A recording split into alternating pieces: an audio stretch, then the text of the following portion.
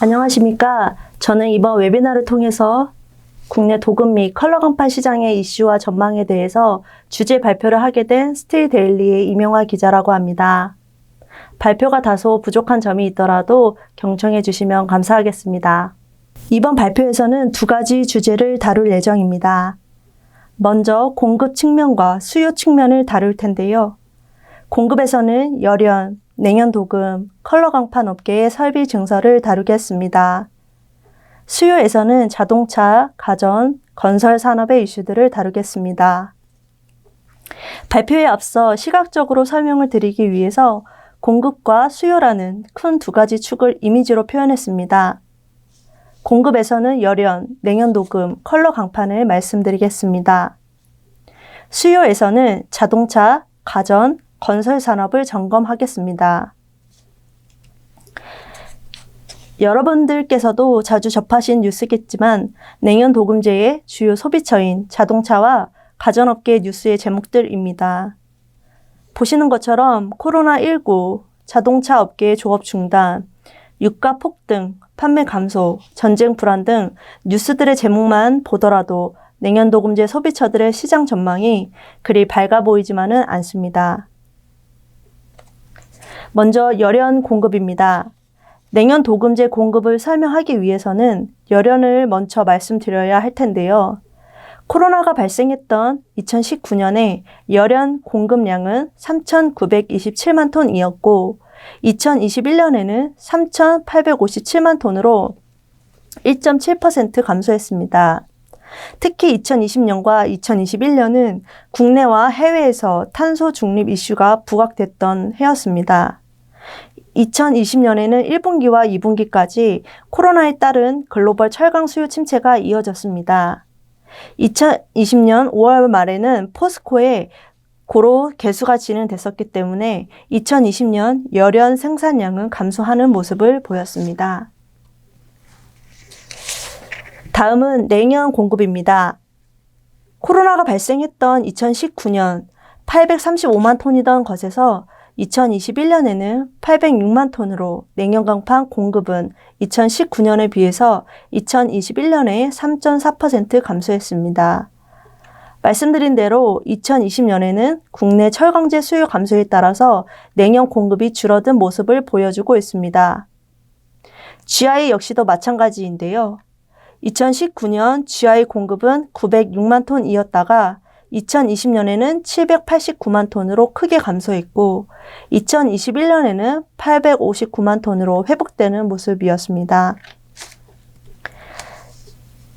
컬러 강판은 특이하게도 2019년에 총 공급이 248만 톤이던 것에서 2021년에는 279만 톤으로 12.5% 증가한 모습을 보였습니다. 2021년에는 철강 수요가 급증했던 유례없는 시기였기 때문에 국내 컬러 강판 업계가 설비 증설에 따른 생산을 늘리면서 공급이 크게 늘어난 모습이었습니다. 여기에 발맞춰서 수입 컬러 강판도 2021년에 늘어난 모습을 보였습니다. 특히 올해에는 포스코가 광양 사고로에 대해서 개수를 진행하고 있습니다. 보시는 것처럼 올해 1월에서 2월에 열연 공급은 620만 톤이었는데요. 포스코 광양제철소 4고로 개수가 2월 11일부터 6월 10일까지 진행되고 있습니다. 이에 따라 조강 생산은 150만 톤의 축소가 예상되고 있습니다. 여기에 지난 2월에는 광양 1열연에 대수리가 있었습니다.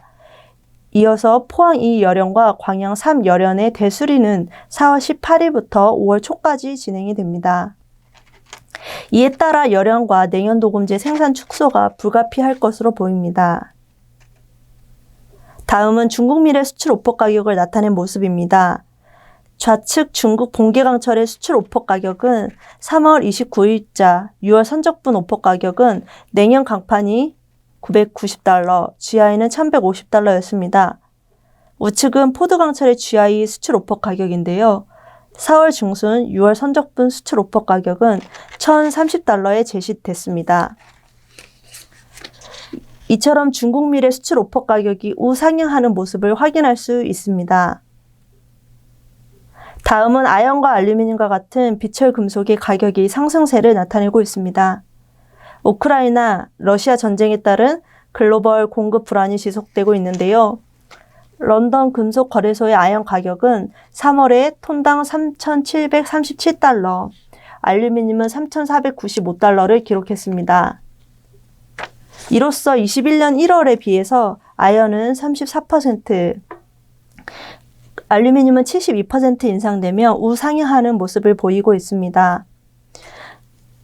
국내 판재료 유통 가격도 단기간 급등하는 모습을 보이고 있습니다. 지금 보시는 것처럼 2019년부터 2020년 9월까지는 비교적 안정적인 유통 가격을 보이고 있었습니다. 2019년 9월만 해도 유통 가격은 여련이 톤당 69만원, 냉형 강판은 톤당 71만원, GI는 톤당 75만원 수준이었습니다. 하지만 2021년 7월에는 여련이 톤당 130만원, 냉형은 톤당 133만원, GI는 톤당 137만원으로 단기간 가파르게 상승하는 모습을 보였습니다. 다음은 제강사들의 설비 증설을 말씀드리겠습니다. 올해부터 내년까지 아주스틸과 세아CM은 신규 설비의 가동을 목표로 하고 있습니다. 보시는 것처럼 아주스틸은 CCL 1기, CGL 1기, HMP 1기를 가동할 예정입니다. 이어서 세아CM은 CCM 1기를 가동할 예정입니다. 지난해는 코로나 확산과 홈코노미 트렌드가 자리 잡으면서 수요가 크게 늘어났던 한 해였습니다. 이에 따라 제조업계는 고부가 가치 제품인 컬러 강판 생산으로 무게 중심을 옮겨 나가고 있습니다. 주목할 점은 아주스틸과 세아CM이 CCL을 새롭게 설치한다는 점인데요. 양사 이 같은 설비 증설은 국내 컬러 강판 업계의 큰 관심사로 주목받고 있습니다. 이번 신규 설비 증설을 통해서 아주스틸은 도금 강판의 연간 생산 캐파는 32만 톤, 컬러 강판은 연간 30만 톤으로 늘어나게 됩니다.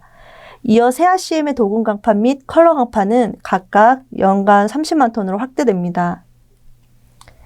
다음은 컬러 강판 제조업계의 생산 능력을 표로 나타낸 것입니다.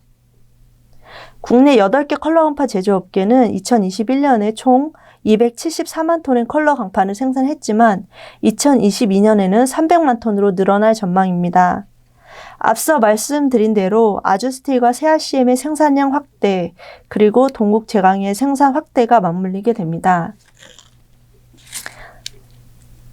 이로써 컬러 강판 생산량은 2021년 대비 2022년에는 9.4% 증가하게 됩니다.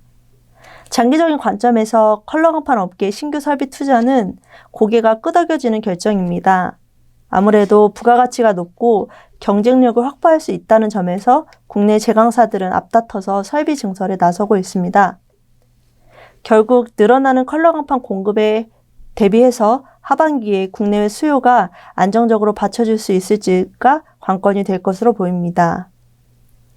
따라서 올 한 해는 국내 냉연도금 제조업계가 수출 확대와 같은 해외 시장의 신규 발굴 노력이 필요해 보입니다. 공급 과잉 우려를 피하기 위해서는 결국엔 신규 판매 활로를 모색하는 것이 우선이 돼야 할 것 같습니다. 도금 및 컬러 강판의 수출은 2019년에 381만 톤, 2020년에는 325만 톤, 2021년에는 355만 톤으로 나타나면서 올해 역시도 늘어나는 공급 대비 수요 확보를 위한 각 사의 경쟁이 치열해질 것으로 보입니다. 다음은 국내 수요 산업별 철강제 출하 비중을 나타낸 것입니다. 최신 연도가 2020년 자료인 점을 감안해 들어주시면 감사하겠습니다. 2010년에 비해서 2020년에는 자동차, 건설, 조립금속 분야에서 철강제 출하 비중이 높아진 것을 확인할 수 있었습니다. 2020년과는 달리 2022년에는 수치가 조금은 달라질 수 있는 점을 참고해 주십시오. 다음은 수요 산업별 철강제 출하 비중입니다. 이것 또한 최신 연도가 2014년이어서 참고 자료로만 확인해 주시면 감사하겠습니다. 제품별 수요 산업 출하 비중을 보시면 2014년에 제조업에서 판재료 출하 비중은 89.4%로 높은 비중을 차지했습니다. 이어서 봉형광류와 강관 순으로 나타났습니다. 건설업에서의 판재료 출하 비중은 10% 정도로 나타났는데요. 물론 2022년에는 이 수치가 다르게 나타나겠지만 큰 틀에서 볼 때 제조업에서 판재류 출하 비중이 높게 나타나고 있음을 알 수 있습니다. 이번 자료는 한국자동차산업협회가 발표한 올해 자동차 산업의 전망입니다. 협회는 올해 자동차 생산량을 360만 대로 전망하고 있습니다. 이는 2021년 실제로 생산됐던 346만 대보다는 4% 늘어난 것입니다. 하지만 지금 보시는 것처럼 자동차 생산량은 매년 감소하는 모습을 보이고 있습니다. 코로나19가 발생했었던 2019년에는 395만 대를 생산했던 것에서 코로나가 본격화되었던 2020년에는 350만 대, 2021년에는 346만 대로 급감하는 모습을 보였습니다. 대표적으로 현대자동차는 올해 판매 계획량을 423만 대로 목표로 했고 기아자동차는 올해 315만 대를 목표로 하고 있습니다. 이로써 현대차와 기아차는 2021년에 666만 대를 판매했던 것에서 올해는 747만 대로 12% 증가 판매를 목표로 하고 있습니다. 하지만 현재 차량용 반도체 공급 불안이 계속되고 있습니다. 보시는 것처럼 반도체 공급 부족, 생산 공장의 휴업이 반복되면서 월별 자동차 생산이 불안정한 모습을 보이고 있습니다. 이에 따라 완성차 업계가 올해 목표치인 360만 대 생산을 달성할 수 있을지는 미지수로 보입니다. 또한 가전업계도 냉연업계의 대표적인 수요처인데요. 대표적으로 LG전자의 냉장고 생산은 2020년 대비 2021년에 20% 증가했습니다. 마찬가지로 세탁기는 전년 대비 13.8% 늘어난 1만 6천 대를 생산했습니다.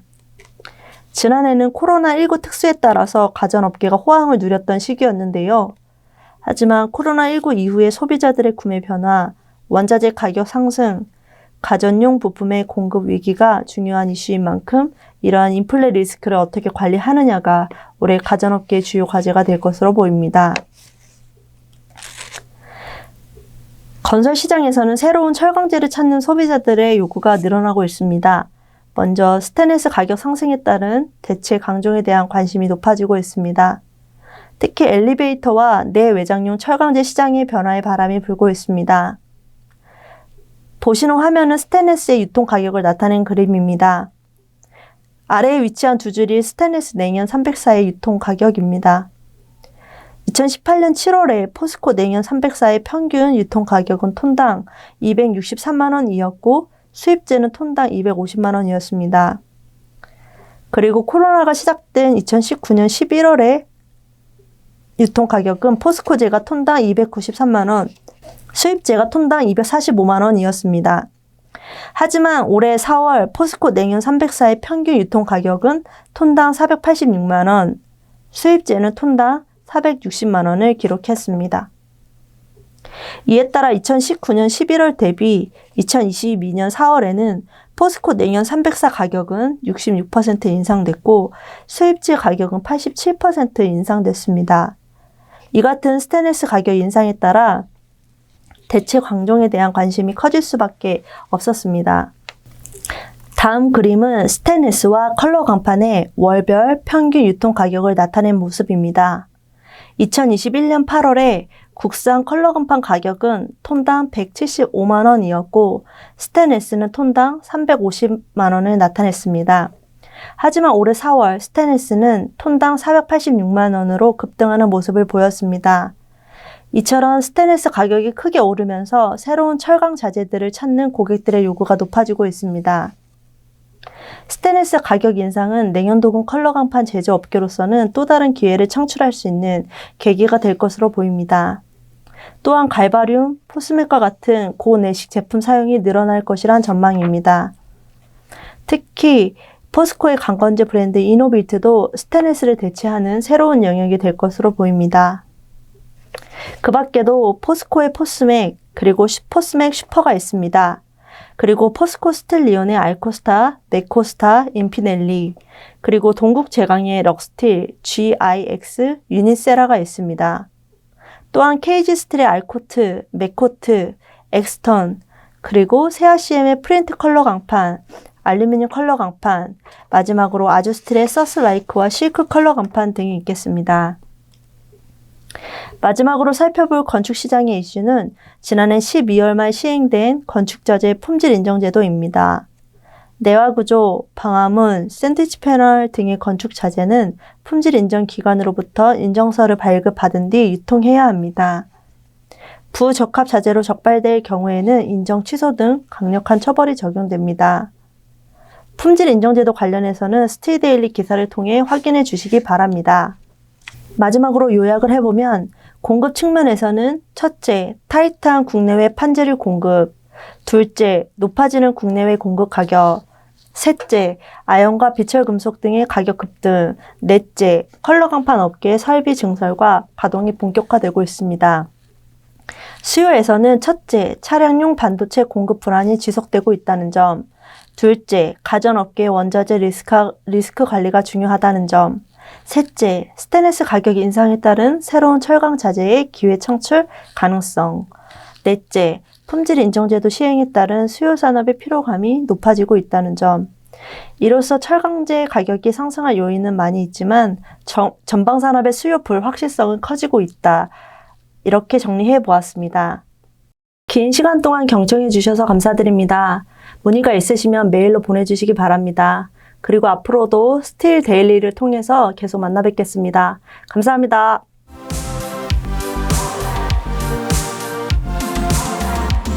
안녕하십니까. 스틸앤스틸 김홍식 부사장입니다. 앞서 이명화 기자가 공급과 수요 측면에서 이슈를 발표를 했기 때문에 저는 이 중에서 최근 일고 있는 컬러 강판 증설과 업체들의 차별화 전략에 대해서 제 나름대로 평가를 한 후에 여러분들이 관심을 가질 만한 2분기 시황과 관련이 있는 이슈를 간략하게 정리하는 순서로 진행을 하도록 하겠습니다. 자, 먼저 이제 최근에 설비 신증서를 어떻게 볼 것이냐 하는 건데요. 지난 5년 동안 EGI와 GI, 컬러 강판 세 품목의 생산 능력 변화 추이를 보면 EGI는 271만 톤으로 변화가 없습니다. GI는 아주스틸이 20만 톤을 신설을 해서 올 가을에 가동이 됩니다. 그래서 1187만 6천 톤이 됐습니다. 반면에 컬러 강판은 최근 3년 사이에 동국제강, KG스틸, 세아CM, 아주스틸 등이 증설을 하면서 47만 톤이 늘었죠. 그래서 지금은 전체 생산 능력이 300만 톤으로 EGI보다 더 크다. 이렇게 말씀드릴 수가 있을 것 같고요. 자, 그러면 이제 업체들은 어떤 차별화 전략을 펴고 있느냐. 메이커는 나름대로 설비 증설 배경과 향후의 차별화 전략을 발표를 한 상태죠. 우선 동국제강 같은 경우에는 수년 전부터 건재용 가전용으로 시장을 구분하였고 또 프리미엄 브랜드화 전략을 취하고 있습니다. 가장 선두주자라고 할 수 있죠. 또 최근에는 친환경 무용재 컬러 강판을 개발을 했고요. 지난해 11월에는 멕시코 등 글로벌 7개 거점에서 8개 공장을 가동함으로써 2030년 컬러 강판 매출 2조 원을 달성하겠다고 하는 이런 비전을 발표를 했습니다. KG스틸은 지난해 하반기에 CCL 2기를 증설을 하면서 조금 늦었지만은 어쨌든 컬러 강판 브랜드화에 나서고 있고요. 또 수출 비중을 확대하겠다는 전략을 펴고 있습니다. 이를 통해서 CCL의 풀캐파 가동 체계를 구축을 하겠다라고 하는 것을 목표로 하고 있습니다. 오는 9월에 넘버 3 CCL을 증설을 하는 세아CM은 프리미엄 가전 시장을 겨냥을 해서 알루미늄 컬러 강판 전용 라인을 구축을 했고요. 가장 후발주자인 아주스틸 같은 경우에는 가장 역동적으로 움직이고 있습니다. 오는 8월에 경북 김천에 넘버 4 CCL을 증설하는 한편 소재인 CGL 라인도 신설을 해서 소재부터 제품까지 일체화를 하겠다는 이런 전략입니다. 또 멕시코에 알루미늄 공장을 투자를 하겠다는 발표도 했죠. 그래서 철강에 국한하지 않고 건축 내외장재 소재 기업으로 도약을 하겠다 이런 전략을 펴고 있습니다. 자, 그러면 이러한 설비 증설과 차별화 전략은 시장의 변화를 따른 것일까요? 그래서 수요 구조를 한번 살펴보도록 하겠습니다. 우선 새 품목의 수요 구조를 보면 2011년과 2020년을 한번 비교를 해봤습니다. 철강협회 자료입니다. GI는 2020년에 자동차 비중이 2011년보다 약 5% 정도 늘었습니다. 그래서 2020년 기준으로 GI 전체 수요의 65% 정도가 자동차일 정도로 압도적인 비중을 차지하고 있고요. 건설용 비중은 16.5%인데 2011년보다도 약 4% 정도 줄었습니다. 가전은 7%로 큰 변화가 없습니다. EGI를 보겠습니다. 전반적으로 이렇게 그래프에서 보듯이 골고루 분포가 좀 돼 있는 그런 모습이고요.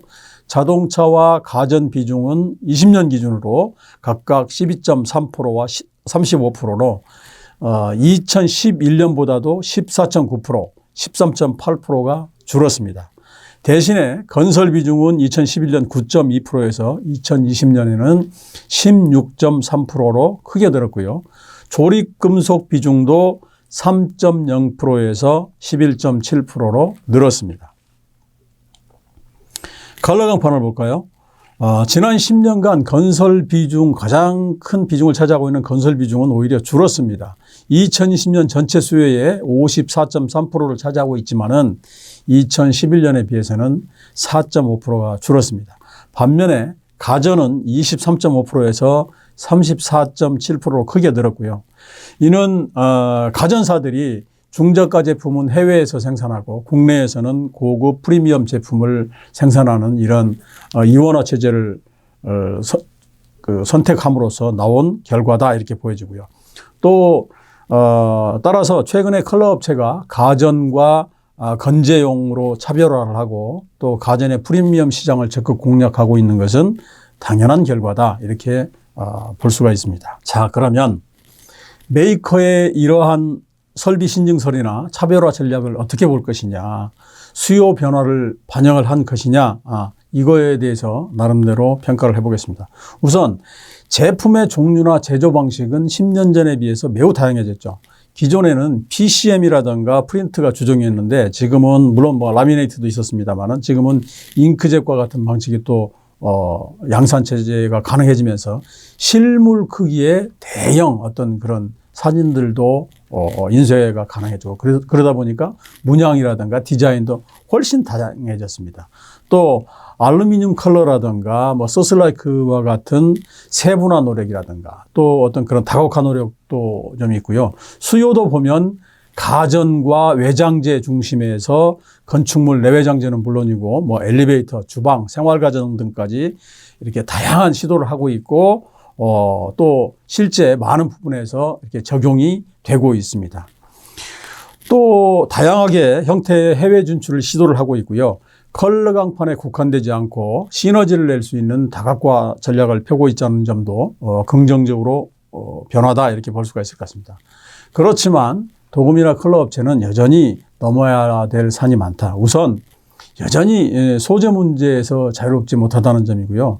두 번째는 시장 나름대로의 특화 전략을 꾀하고 있다고 하지만은 개인적으로 전반적으로 가전용, 건재용에 너무 많이 집중이 되어 있다는 점이고, 그리고 차별화 전략을 했다고 하지만 제가 보기에는 비슷비슷해요. 그래서 유니크한 것이 없고 그러다 보니까 여전히 차별 전략을 했다고 하지만 그 영역에서 가격으로 승부를 하고 있다는 점은 좀 아쉽습니다. 그리고 마지막으로 이왕이면 예를 들어서 건축 내장재라든가 뭐 이렇게 생활가전까지 이렇게 다변화 수요 확대를 위한 노력을 하고 있다라고 한다면 저는 소재 업체에서부터 제화변업체, 뭐 가공, 2차 제조업체, 유통업체에 이르는 협업 라인을 구축을 해야 이게 가능해진다 이렇게 보고요. 가령 예를 들어서 최근 내외장재용으로 컬러 강판 개발을 굉장히 많이 했습니다. 제품도 굉장히 다양해졌죠. 그래서 학회도 열심히 참여를 하고 가서 발표도 하고 모듈러 주택 이런 전시회도 뭐 참여도 하고 전시도 하고 이렇게 하는데 개인적으로 방향은 잘 잡았는데 세부 실천 방법은 조금 아쉽다 이런 생각이 듭니다. 무슨 얘기냐면 예를 들어서 우리가 집을 사면 집을 구매하는 계약의 그 주도권은 누가 있을까요? 저는 개인적으로 집 안주인들, 그러니까 만화님들이 더 비중이 좀 크다라고 봐요. 그러면 이 아주머니들을 대상으로 지속적인 홍보 활동을 해야 되는데 이게 또 하루아침에 안 된단 말이죠. 그래서 꾸준하게 해야 되는데 지금 사실은 패널 업체도 그렇고요. 컬러 업체들도 그렇고 몇 업체를 빼면 대부분 규모가 작습니다. 과연 이런 업체들이 지속적으로 이런 홍보 활동을 할 자금이나 인력이나 이런 여력이 될까? 그런 게 좀 걱정되고요. 그러다 보면 그러면 이걸 누가 해야 되느냐? 저는 대기협이 해야 된다고 보고요. 이왕이면 여기에 협회 같은 데가 같이 참여를 한다라고 한다면 금상첨화라고 이렇게 생각을 합니다. 예를 들어서 우리가 잠실 운동장에서 뭐 야구 경기 많이 구경들 가잖아요. 그럼 그 입구에다가 그 운동선수 사진을 갖다 대형 컬러 강판으로 대형 이렇게 출력을 해가지고 거기다가 이렇게 벽 입구에다가 이렇게 걸어놓는다든가, 혹은 유동성이 가장 많은 우리 가장 큰 지하보도가 사실 을지로입니다. 을지로 지하보도 여기에다가 모듈러 주택 사진을 갖다가 컬러로 출력을 해서 컬러 강판에다 이렇게 만들어서 거기다가 전시를 해놓고 밑에는 당연히 어느 업체가 이걸 제공을 했다 이렇게 써놓으면 조금 일반인들의 관심을 갖는 데도 도움이 되지 않을까 이렇게 좀 생각을 하고요. 다시 말하지만 수요 확대는 어떤 메이커가 이 제품을 개발했다고 거기서 끝나는 게 아니고 소재 업체부터 그다음에 컬러 강판 업체, 또 이걸 만드는 패널이라든가 방화문 뭐 이런 2차 제조 업체, 또 유통업체, 시공업체 이런 데들이 협업 시스템이 구축이 돼야 된다라고 말씀을 드릴 수 있겠습니다. 자, 그러면 두 번째 주제인 2분기 이후에 도금광판과 컬러광판 시장 이슈에 대해서 살펴보도록 하겠습니다. 저는 개인적으로 크게 2분기에 가격이라든가 시황에 영향을 줄 수 있는 이슈가 네 가지로 보는데요. 가격 전가의 문제, 또 금리 인상이 어떻게 영향을 미치느냐 하는 문제, 중국의 저가 수출 가능성, 또 가격이 언제가 피크가 될까, 이렇게 네 가지라고 생각을 하고 있습니다. 우선 가격 전가 문제부터 살펴보도록 하겠습니다. 자, 지난 2년 동안 철강제 가격이 강세를 누렸고 철강업계들은 메이커나 특히 1차 유통 같은 경우에는 다들 사상 최대 이익을 누렸습니다. 그래서 철강이 톡톡히 수혜를 입었는데요. 그 이유가 수요가 늘어나서 그러느냐? 그건 아니죠. 뭐 코로나라든가 뭐 이런 것 때문에 수요는 크게 늘지가 않았는데 상대적으로 다른 나라에 비해서 제조업 활동이라든가 건설 경기 이런 게 상대적으로 좋았다라고 하는 그런 측면도 있고, 또 원료 가격이 오르다 보니까 이거를 갖다가 제품 가격에 전가시켰는데, 그런데 저는 가장 중요한 요인 중에 하나는 공급의 한 축을 담당했던 중국이 수출을 줄이고 생산을 줄이고 하다 보니까 여기다가 또 물류 문제까지 겹쳤죠. 이게 가장 큰 이유였다 이렇게 생각을 해요. 그래서 수요가 입장에서 보면은요, 1차 벤더, 그러니까 원청업체가 소재를 사서 공급을 해주는 이런 1차 벤더는 큰 어려움이 없지만 시중에서 자체적으로 소재를 구매를 해야 되는 2차 벤더 이하는 지금 굉장히 어려움을 많이 겪고 있고요.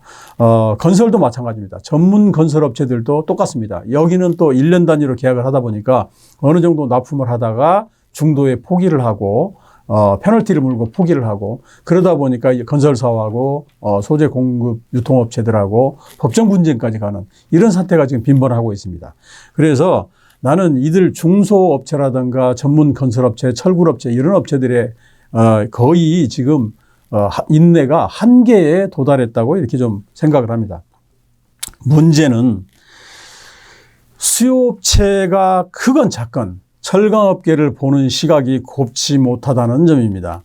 대통령이 이제 바뀐 것을 기회로 해가지고요, 중소기업 중앙회와 같은 이런 단체들이, 기관들이 동원을 해가지고 뭐 대통령직 인수위원회 여기를 또 찾아가서 벌써 미팅을 했잖아요. 그러다 보니까 포스코나 현대제철에 적지 않은 지금 압력이 되고 있습니다. 솔직히 우리나라에서요, 포스코와 현대제철 이 두 회사가 가격을 올리지 않는다라고 하면 나머지 제합연업체라든가 이런 업체들이 가격을 자유롭게 올릴 수 있을까요? 저는 걱정입니다. 그래서 결론적으로 말씀을 드리면 올해는 가격 전가가 오히려 지난해보다 훨씬 더 어려울 수 있다라고 이렇게 얘기를 말씀드릴 수가 있을 것 같아요. 자, 두 번째 이슈는 금리 인상입니다. 이게 과연 시장에 어떤 영향을 줄 것인가라고 하는 점인데요. 우리가 이제 코로나 종식 이후에는 저는 개인적으로 금리 인상이 가장 큰 이슈가 될 거라고 봐요. 그래서 지금은 우리가 이 금리 인상이 다른 여파, 예를 들어서 뭐 대통령 국내는 신임 대통령 취임이라든가 또 우크라이나 사태 뭐 이런 것들에서 이렇게 묻혀 있지만 지금 어느 나라건 우리도 마찬가지고요. 장바구니 물가 말도 못하게 올랐잖아요. 그래서 금리 인상을 하게 되는 이제 앞으로 더 할 건데 미국은 이미 6번 한다고 발표를 했잖아요. 그러면 우리도 거기 따라갈 수밖에 없는데 이렇게 되면 어떻게 되느냐.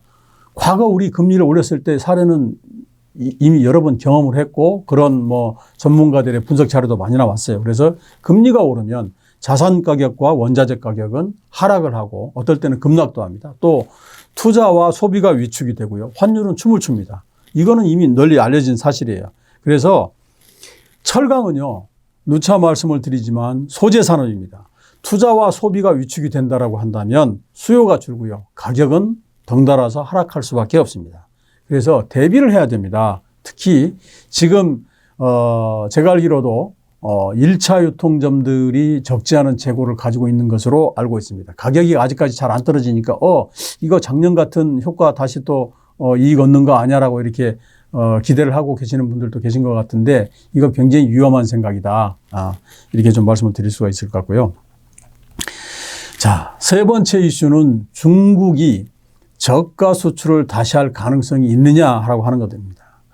왜냐하면 뭐 여러분 뉴스를 통해서 접하셨겠지만 중국이 지금 코로나 때문에 난립니다. 그래서 그러면 당연히 소비가 위축되고 봉쇄를 많이 하니까 소비가 위축되고 그러면 생산해 놓은 거를 다시 저가 수출하지 않을까 이런 우려가 있는데요.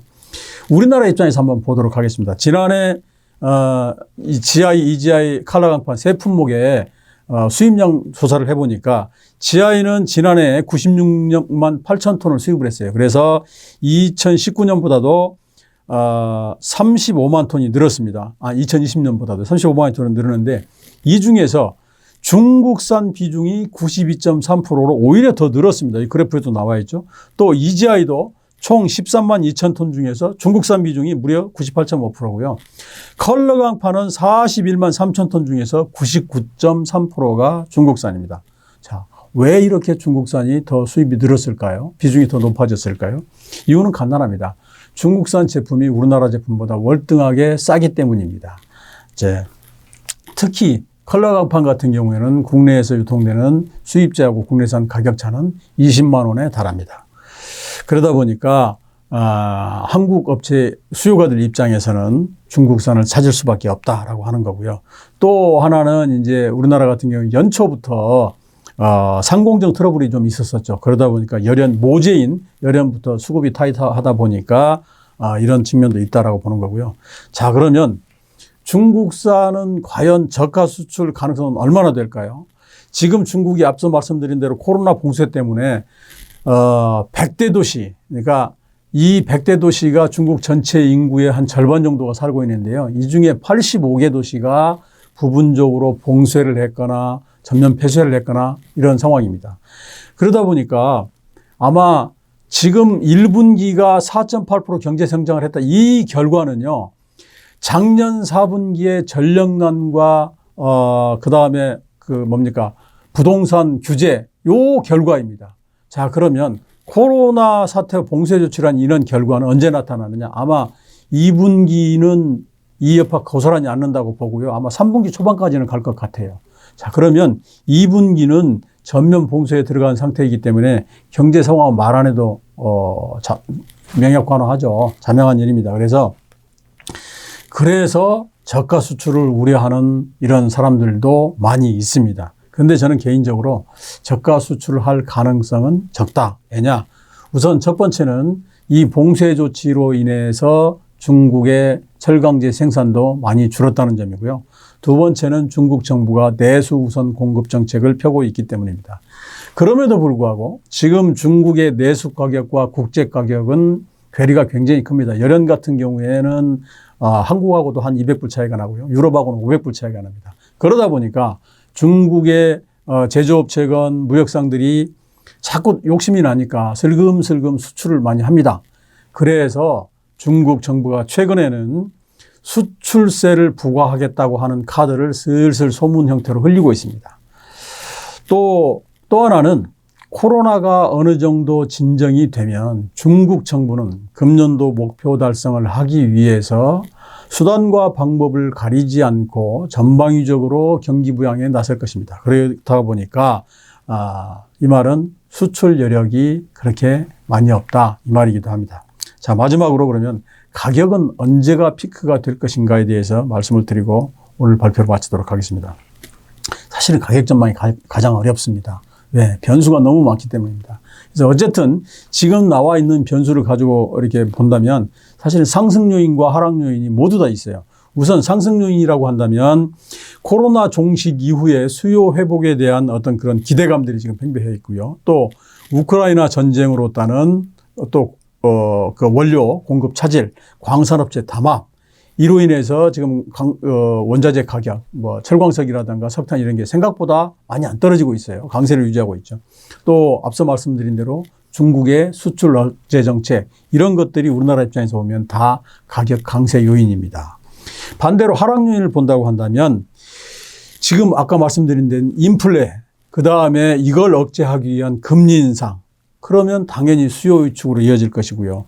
또 무엇보다도 지난 2년 동안에 가격이 지나치게 오르다 보니까 수요가들이 갖는 반발 심리, 또 신정부 정책이 그러면 철강업계 편을 들어줄 것인가 국민들 편을 들어줄 것인가 라고 보면 당연히 국민들 편, 중소업체 이런 편에 들 가능성이 좀 높다. 그래서 양측의 어떤 상승 요인과 하락 요인을 다 감안을 해서 저는 개인적으로 결론을 내린다면 2분기는 지금 가격에서 한 플러스 마이너스 3에서 5만 원 정도 가격이 등락을 할 수는 있어요. 그러니까 크게 보면 어떻게 좀 보합세 유지는 최소한 보합세로 간다 이렇게 좀 보고 있고요. 3분기는 중국의 수요 회복이라든가 코로나 이후의 어떤 그런 수요 회복, 또 여기 이런 상승 요인하고 금리 인상 여파라고 하는 게 하락 요인이 공존을 하지만 저는 전반적으로는 가격이 더 올라갈 가능성이 충분하다라고 이렇게 좀 보고 있고요. 그렇지만 4분기 들어서는 중국의 어떤 그런 전력난이라든가 환경 규제, 비수기, 또 수요가들의 저항감 이런 것들 때문에 가격은 다시 하락할 가능성이 좀 크다. 좀 이렇게 좀 보고 있습니다. 그래서 결론적으로 말씀을 드리면 첫 번째는 가격 변동성이 지난해보다 훨씬 더 커졌다. 그만큼 리스크가 커졌기 때문에 두 번째는 재고 관리라든가 수급 관리, 거래처 관리를 그 어느 때보다도 잘 해야 된다. 이렇게 말씀을 드릴 수가 있을 것 같습니다. 이상으로 제 발표를 마치도록 하겠습니다. 감사합니다.